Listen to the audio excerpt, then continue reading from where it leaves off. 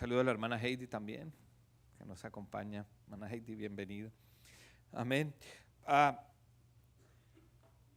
No sé si se dieron cuenta de pronto ahora de camino a la iglesia, que usted se encontró con un grupo de personas con un ramito en su mano. De pronto aquí no es tan tradicional, pero hoy es lo que es conocido como el Domingo de Ramos, para los que éramos católicos, apostólicos y remalos. Es una celebración y data de este día. Estamos a 8 días de lo que es conocido como el Passover, Pascua, semana que de santa ya no tiene nada, solo para los hijos de Dios, que no es una semana sino todos los días. Amén. Y es interesante ver porque lo que se lee en el capítulo 21 no solo se enfoca en lo que está ahí, sino que en ese momento, en esa hora, se está cumpliendo la profecía bíblica.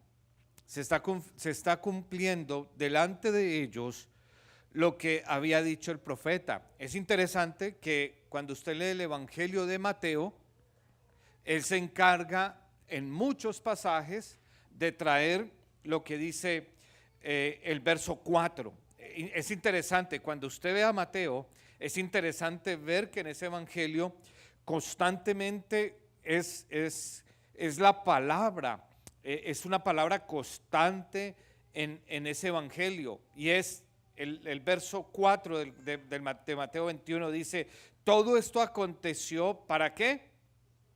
Para que se cumpliese. Amén.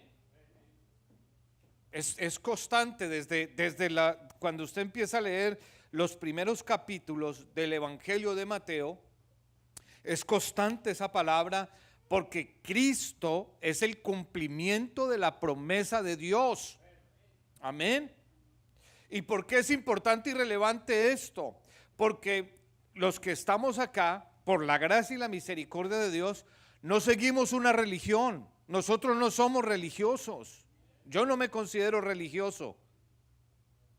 Yo me considero todo aquel que sigue la palabra de Dios. Considero que es alguien que ha conocido a Dios y que quiere tener una relación con ese Dios verdadero.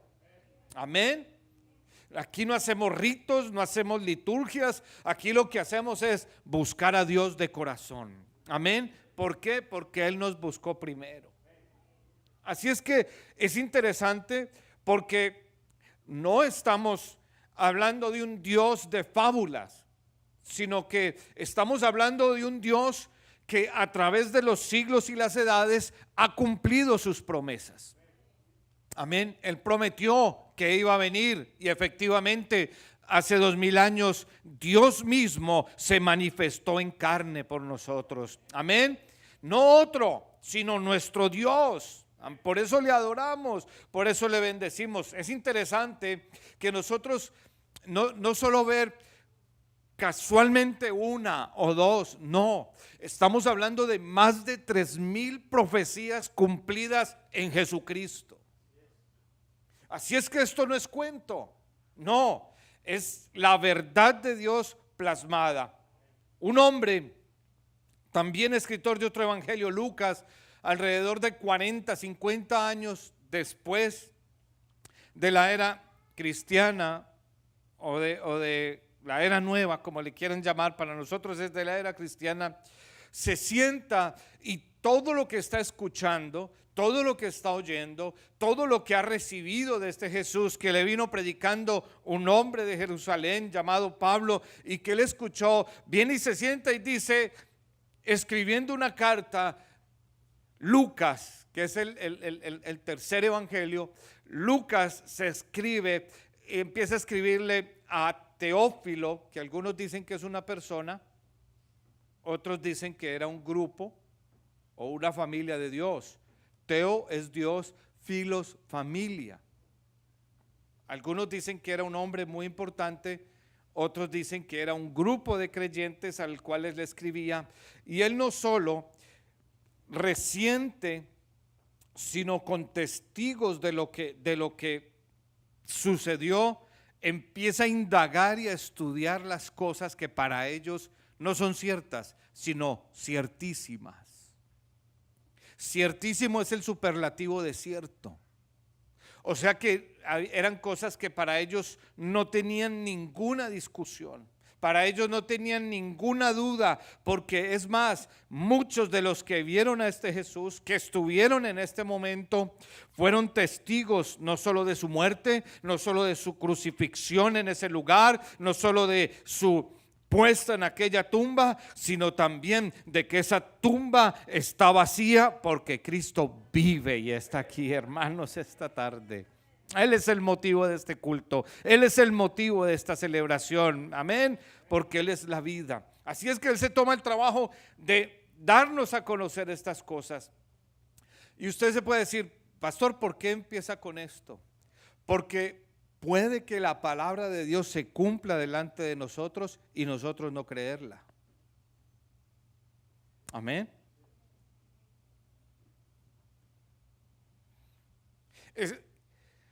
Cuando usted hace un panorama bíblico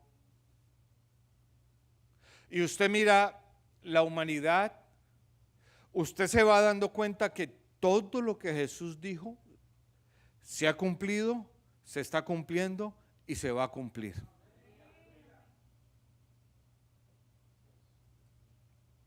Amén. ¿Por qué quiero resaltar esto? Hay un libro en el Antiguo Testamento que es conocido como el Apocalipsis del Antiguo Testamento. ¿Cuál es? Es el libro de Daniel. Daniel se le dieron visiones al igual que se le dieron al apóstol Juan, de cosas que iban a suceder adelante. No solo Daniel, también hubo otro escritor, varios escritores bíblicos que corroboraron la palabra de Dios. Isaías, que es conocido como el profeta mesiánico, Zacarías, todos aquellos hombres que apuntaron hacia un tiempo, hacia un hombre, hacia una promesa de Dios que iba a venir. Y quise mencionar Daniel porque el tiempo de la profecía de Daniel, de la venida del Mesías, se daba exactamente en el tiempo de Cristo.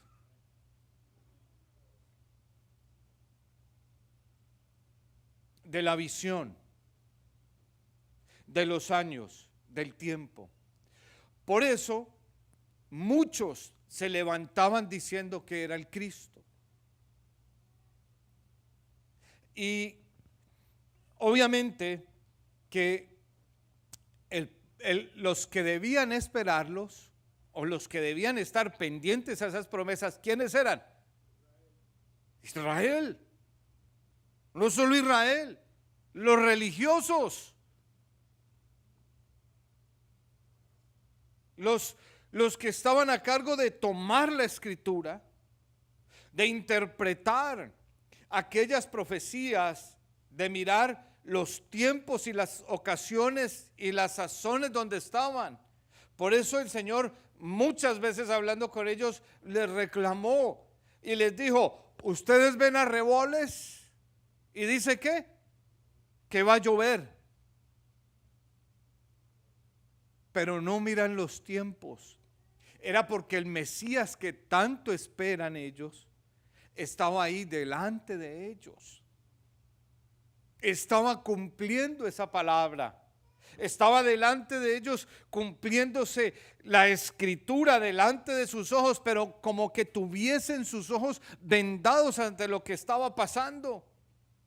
Por allá en el Evangelio de Juan, en el capítulo 3, lo he mencionado varias veces, uno de ellos le dice rabí o le llama a Jesús maestro y le dice que lo que él hace tiene que ser de Dios, porque nadie puede hacer las señales que él hace si Dios no estaba con él. Pero había un problema. ¿Saben cuál era el problema? Que Israel tenía su corazón cerrado, tenía su mente cerrada, tenía, hermanos, las promesas de Dios, tenía, ponme un momento para no ir, Romanos 9:4, Romanos 9:4, quiero que usted mire todo lo que había en ese pueblo. Sí, es 9, estoy seguro. Que son israelitas, de los cuales son ¿qué? La adopción. El único pueblo que Dios adoptó como él en el Antiguo Testamento, ¿quién fue? Israel. ¿Que son qué? La gloria. ¿Cuál gloria? El único pueblo que vio la gloria de Dios en ese monte fueron los israelitas. El pacto. ¿Cuál pacto? El de la ley, el de Abraham, el de las promesas, el del Sinaí. Ellos, ¿qué otro? La promulgación de la ley. Las naciones vivían bajo leyes de hombres. Esta nación tenía la ley de ¿qué? De Dios, de Moisés. El culto. Todas las naciones estaban votadas adorando ¿qué? Dioses. Mire, por ahí estaba viendo, no me he puesto a contar porque no soy chismoso, pero ¿cuántos dioses tienen en la India? Yo he escuchado a algunos 3,000, a otros millones, no sé.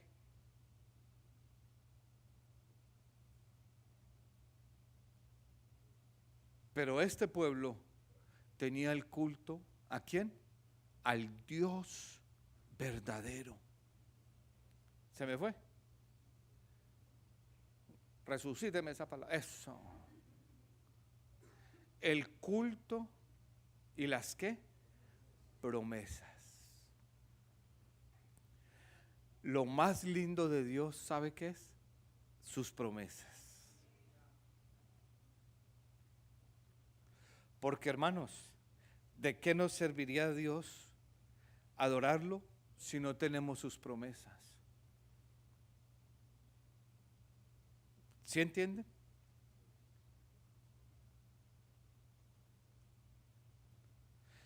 Nosotros le adoramos a Él por lo que Él ha hecho, por lo que Él hace y por lo que Él hará.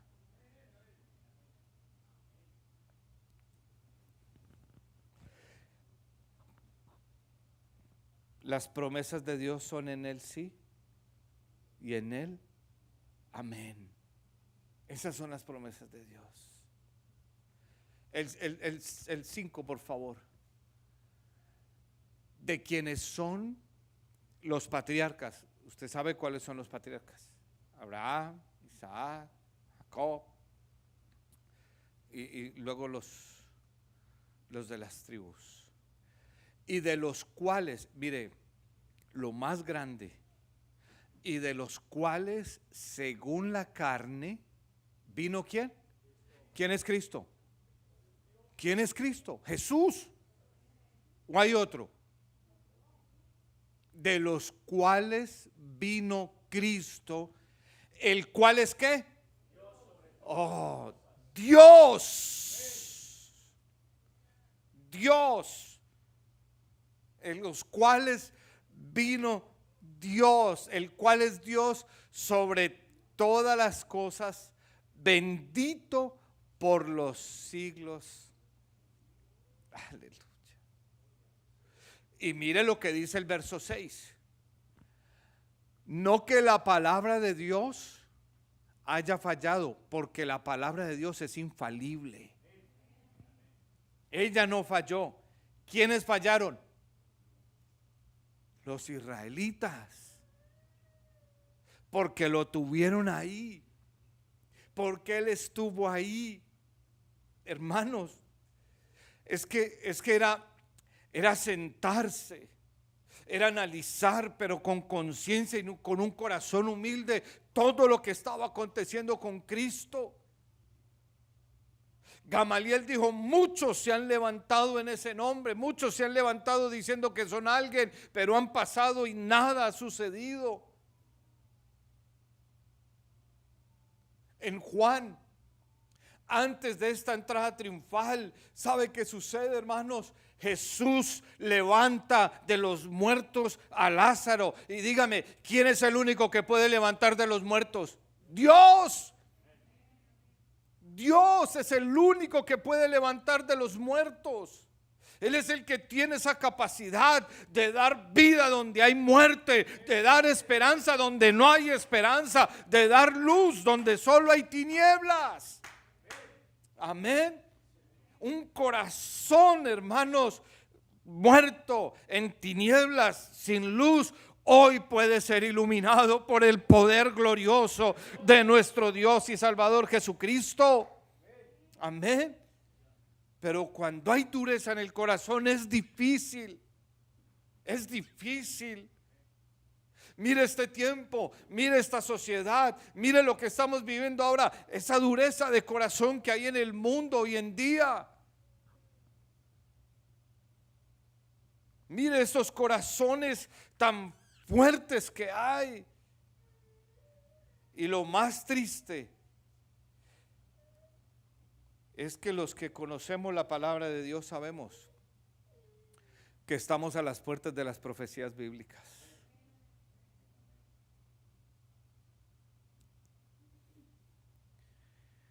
Que si hay rumores de guerra hoy están mucho más fuertes que antes. Y hablaba con alguien en estos días y me decía: es que siempre han habido rumores de guerra. Y es verdad, eso no es de hoy. El problema es que pasamos de cañones a armas que pueden acabar con ciudades completas en segundos, a naciones que se levantan y por canales televisivos dicen que toda potencia o todo lugar armado lo tienen a menos de 25 minutos de distancia. Esa es la diferencia de la guerra hoy en día.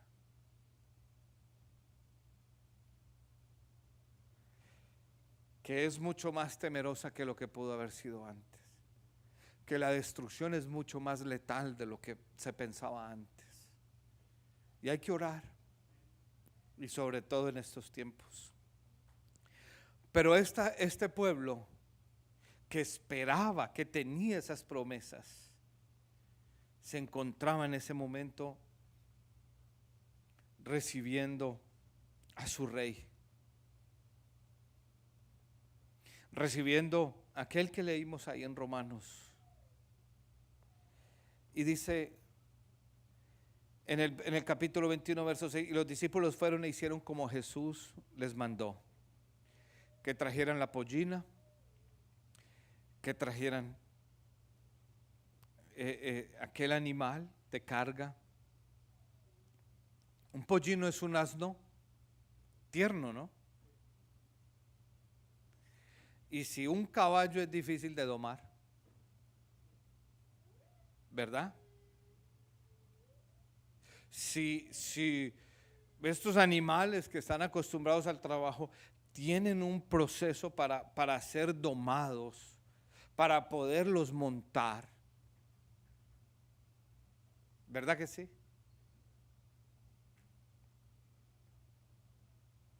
Trate de montarse en un caballo sin que haya montado nunca a nadie. O un asno. Yo les puedo decir de una vaca, pero yo estaba con alcohol, no era cristiano. Y caímos al suelo. Ahora un animal de estos.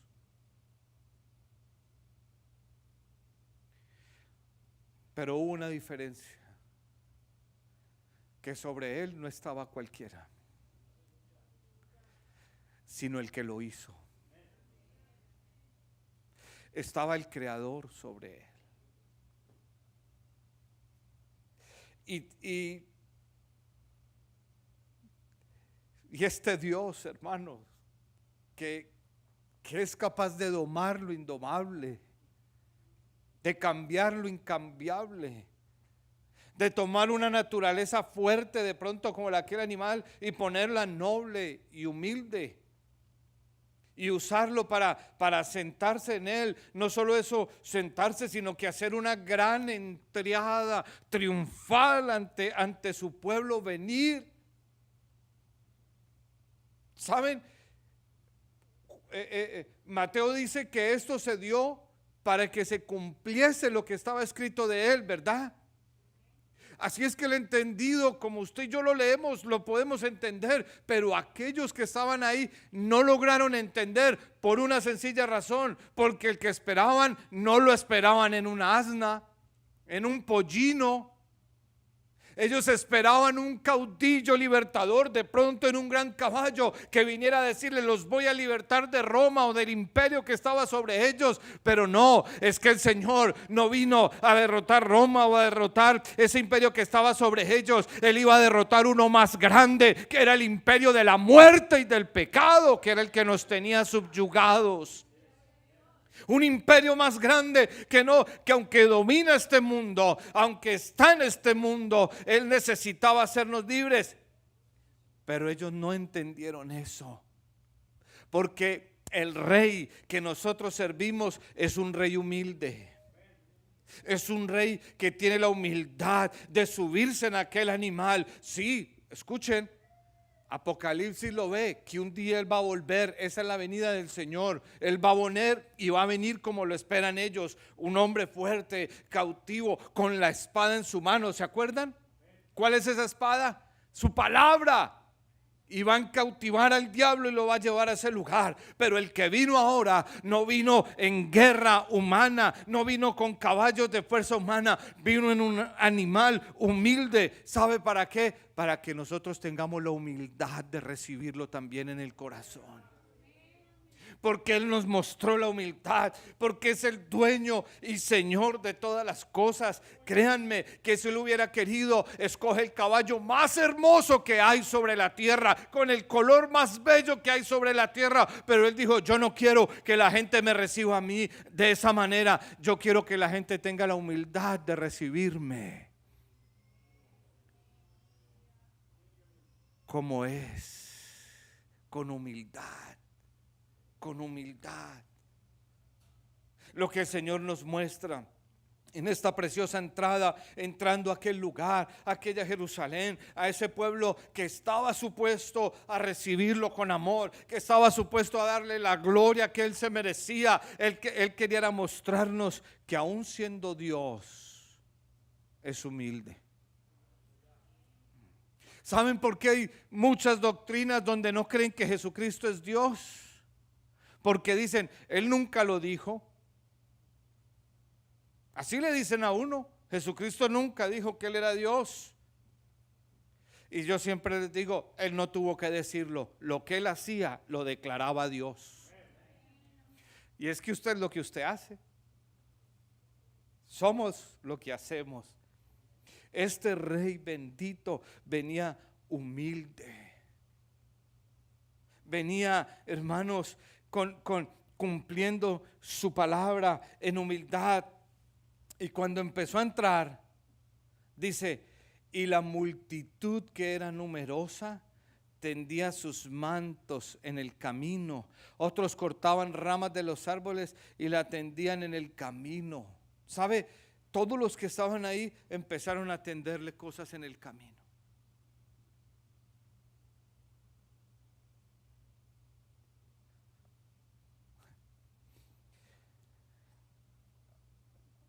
Lo que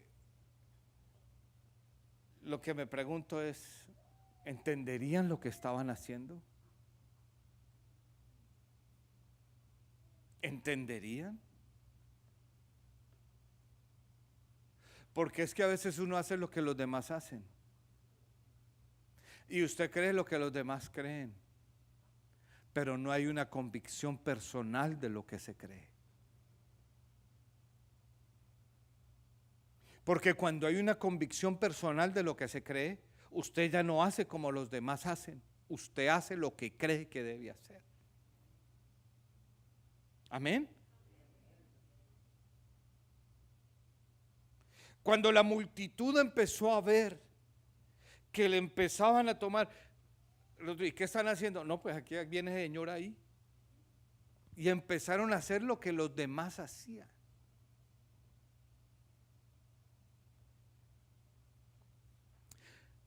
No sé si en su conciencia sabía lo que estaban haciendo, no lo creo. No. Bueno, la Biblia dice que no. Pero tú entiendes por qué sigues a Jesús. ¿Cuál es el propósito de seguir a Jesús? Porque hoy hasta está de moda decir que uno es cristiano.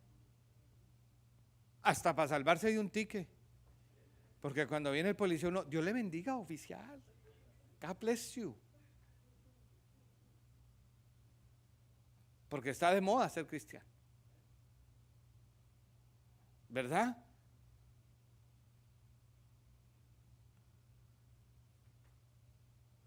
La multitud, que era muy numerosa, tendía sus mantas en el camino, y otros cortaban ramas de los árboles y las tendían en el camino. Y la gente que iba adelante y la que iba detrás aclamaba diciendo: Hosana, Hosana al Hijo de David, bendito el que viene en el nombre del Señor. Estaban rezando salmos ahí ante Jesús, una multitud, pero seguro seguida por lo que hacían los demás, haciendo como hacían los demás, siguiendo la manera de las demás, pero sin una convicción verdadera de lo que estaban haciendo, recibiendo a Jesús, dándole la gloria a Jesús, pero sin un convencimiento en su mente y en su corazón de quién era este Jesús. Por eso, mi hermano, la lucha más grande que tiene el cristiano hoy es asegurarse en quién ha creído, en quién está, dónde están sus fundamentos, dónde está basada tu vida cristiana, dónde está basada en lo que tú crees de Dios. De tal manera que pueden levantarse doctrinas, pensamientos de hombre, que se puede levantar.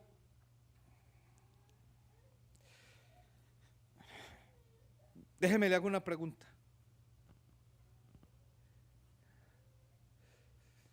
¿Qué sucedería hoy si se levantara un régimen aquí que no permitiera adorar a Dios? ¿Qué sucedería?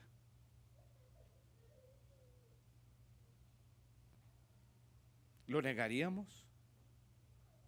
Donde usted tuviera que entrar a un supermercado y usted decir que no cree en Dios para poder comprar en ese supermercado.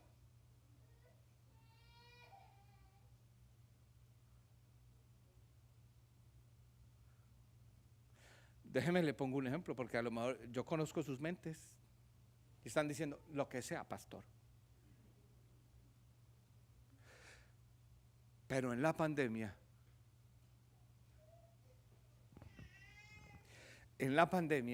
la gente se mataba por papel higiénico. ¿No? ¿Cierto? ¿No vieron eso? ¿O se perdieron la pandemia? No, se la perdieron.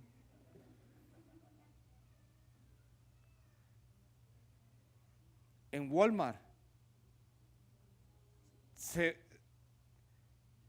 mataban por un papel higiénico. Que siempre me quedó la pregunta, no sé qué tiene que ver la pandemia con papel higiénico. ¿Cierto?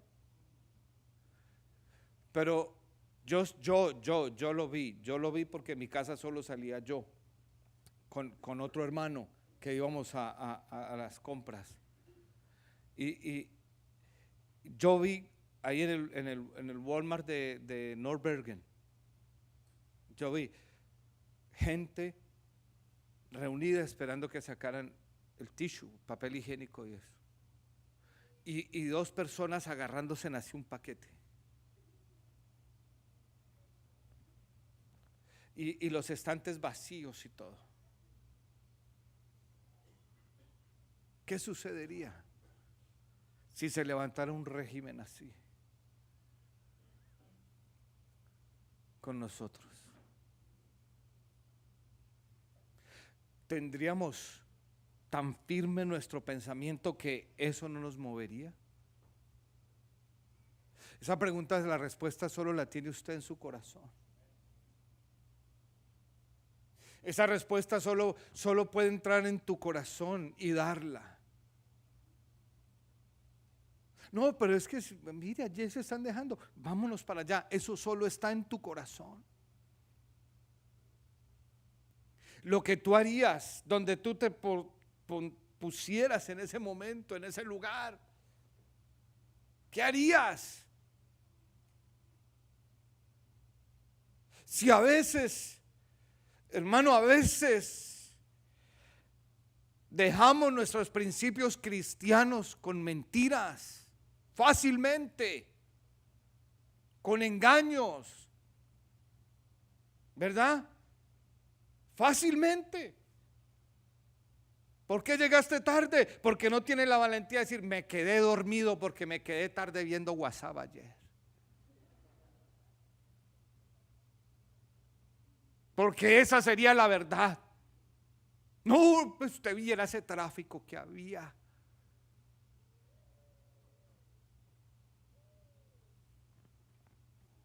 Todo el mundo comenzó Hosana y a partir, pero sin un convencimiento, a recibir a Jesús, a decirle bienvenido. Claro, porque Él venía, pero sin un convencimiento,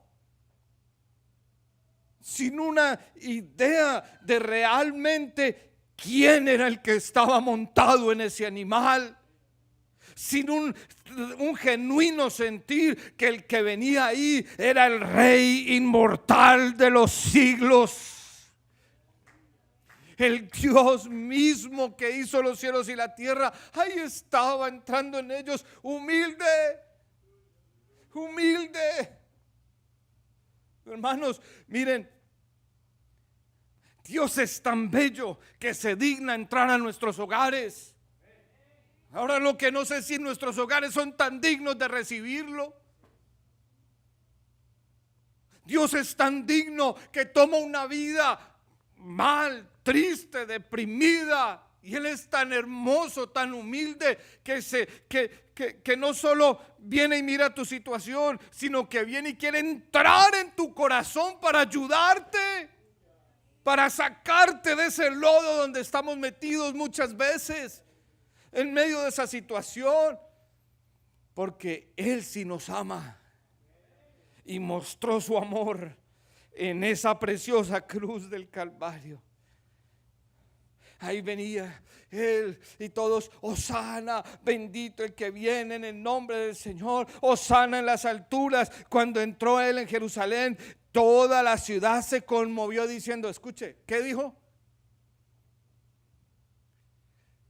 ¿Quién es este? O sea que a quién le estaban diciendo Hosana, bienvenido a las alturas. ¿A quién? Ni saben quién es este. ¿Sabe a qué se parece eso? A cuando ellos vieron el maná. Se dijeron, ¿qué es esto? Él es el pan. Ay, bueno, pero eso se lo doy el martes.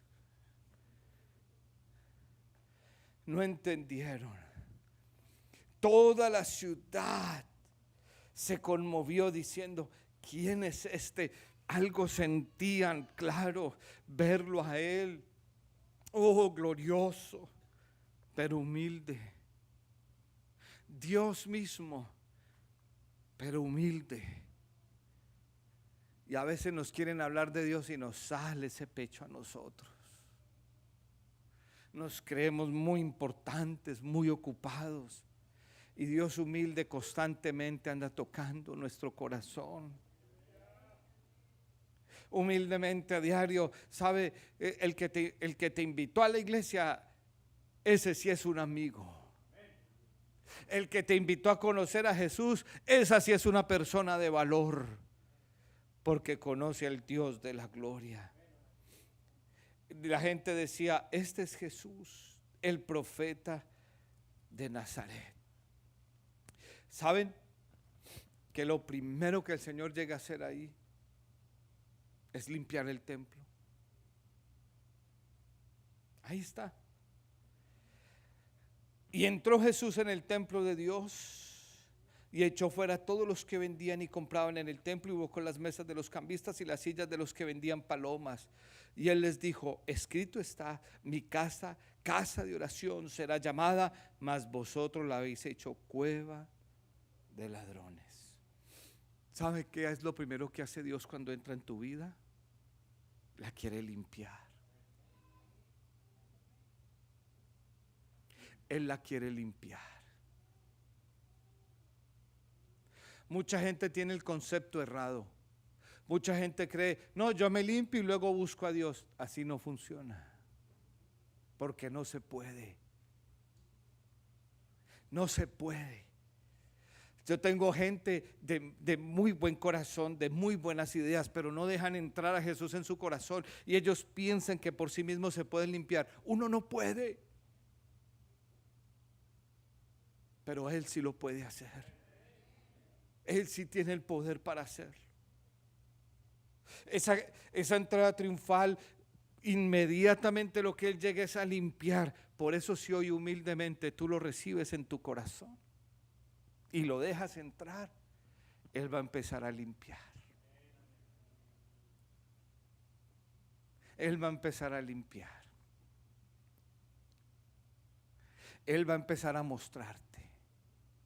¿Sabe qué es lo lindo de venir a Dios? Que Él nos muestra. ¿Sabe por qué nos muestra? Porque Él es la luz. Y cuando la luz se pone en un lugar, usted empieza a ver. Usted no ha entrado a casas que se ven muy limpias, muy bonitas, y cuando prende la luz, aunque son lindas, bonitas, hay mucho polvo. Y uno dice, pero ¿de dónde sale tanto polvo? Si aquí no ha estado nada, no ha habido nadie, porque se llena. Lo mismo sucede con el hombre. Pero cuando Jesús entra, cuando tú humildemente, ahí tienes el ejemplo, Jesús humildemente, tú igualmente con esa humildad lo recibes. Hoy, hermano, hermana, hoy usted recibe humildemente esta palabra del Señor y la reconoce en su corazón. Él va a empezar a limpiar. Él va a empezar a limpiar. Él va a estar sacando lo que Él quiere que tú saques. No lo que el que está al lado quiere que tú saques, sino lo que Él sabe que tú necesitas sacar. Ese templo que eres tú, Él lo va a limpiar. Pero necesitas una convicción de entender quién es Jesús, de conocer quién es Jesús. Porque ellos no entendieron quién era Jesús. Esta gente nunca entendió quién era Jesús. Una semana pasó. Una semana. Porque del recibimiento triunfal a la crucifixión hay una semana. Y está otra vez el mismo pueblo delante de Jesús. Pero ya no estaba en ese animal. Ya no estaba entrando y la gente ya no le estaba poniendo los las hojas, ni las ropas para que pasase el rey. No. Ahora estaba con una corona de espinas, su cuerpo lacerado y delante de aquel mismo pueblo. Y se pone ahí delante de él y al lado de él otro hombre llamado ¿cómo? Barrabás o Barrabás. Delante de Jesús.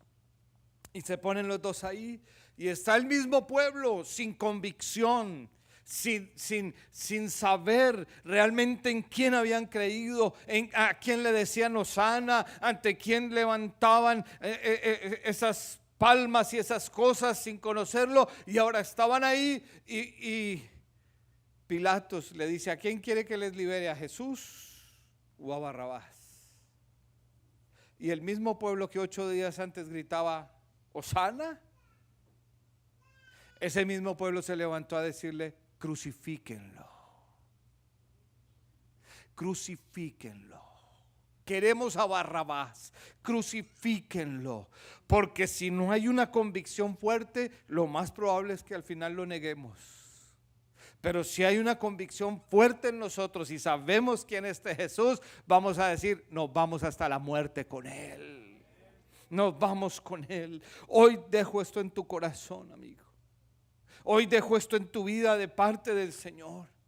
Ábrele la puerta de tu corazón a Jesús. Déjalo que Él entre y te limpie y te afirme en sus caminos, te afirme en su palabra. Que cuando se levante lo que se tenga que levantar contra el mundo y contra todas las cosas, tú vas a estar firme ahí del lado que debe ser, con quien debe ser y a quien debe ser, que es en Jesucristo. Hoy hay una oportunidad muy linda. Apocalipsis capítulo 3, el versículo 20. El Señor dice: he aquí yo estoy a la puerta. ¿A la puerta de dónde? De tu corazón. De tu corazón. Estemos en pie, por favor.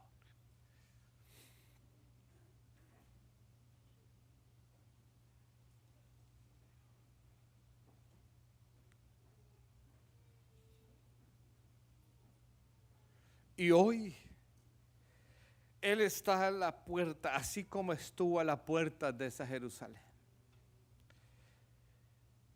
Y tú verás si quieres darle una entrada triunfal a tu vida.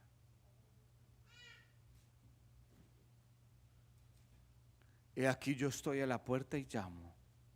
Si alguno oye mi voz, yo entraré a él y cenaré con él y él conmigo.